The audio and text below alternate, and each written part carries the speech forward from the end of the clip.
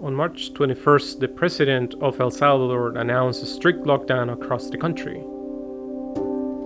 The country was controlled by the military and police, who began to arrest people for violating orders without authorization.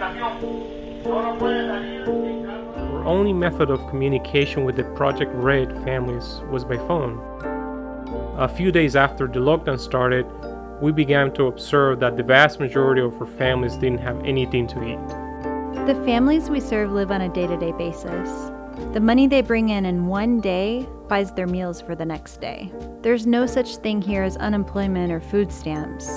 They don't have bank accounts. These people are in survival mode all the time. The average Project Red family only makes a couple of dollars a day, but all of that came to a quick stop when the lockdown started. They couldn't work and therefore couldn't buy food. We realized that we just couldn't sit in our homes while the families we serve began to go hungry. We had to adjust our work to meet their needs.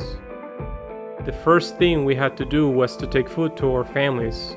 The government granted Project Red special permission to deliver food and supplies to our families.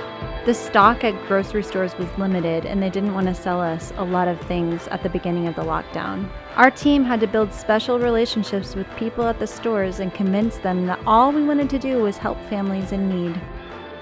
It turns out we were one of the only organizations in the country that was able to buy such a high quantity of food during that time.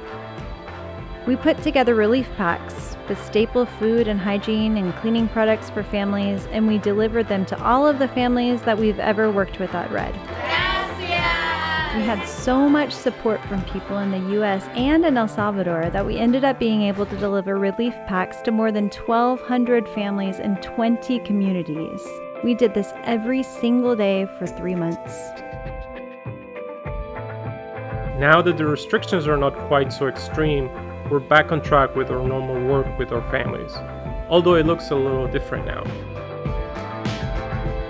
We're all living in a whole different world now, and at Red, we've had to make huge adjustments in order to follow the government's guidelines regarding COVID. Now, 100% of our work is taking place in the homes of the families, which is not always easy or ideal. We're still bringing hope to these families, and we're still seeing the results, and it's beautiful. We're still able to provide individual and family counseling, play therapy, trauma-informed therapies. We're still building homes and advocating and rescuing abused children. We're still able to do it all.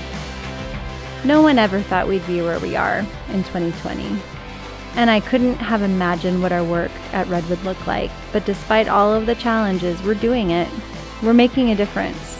This year has brought our team closer together, and it's made us stronger and even more committed to changing lives through our work.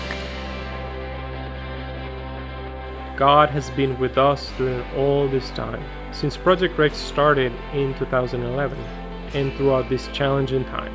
He always has and continues to keep us safe, and we have the privilege of seeing Him work. We're thankful that Red is able to change so many lives and make such a difference. We seriously have the best team. Everyone was just so willing to help. Our mission at Red is to give families the tools they need to become self-sufficient, but during this extraordinary and strange time, we learned how to do relief work.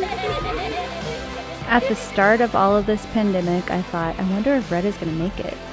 But now I see that 2020 has been the most pivotal year we've had, the year during which we've been able to help more families and children than ever before. The Lord has been so good, and He continues to be.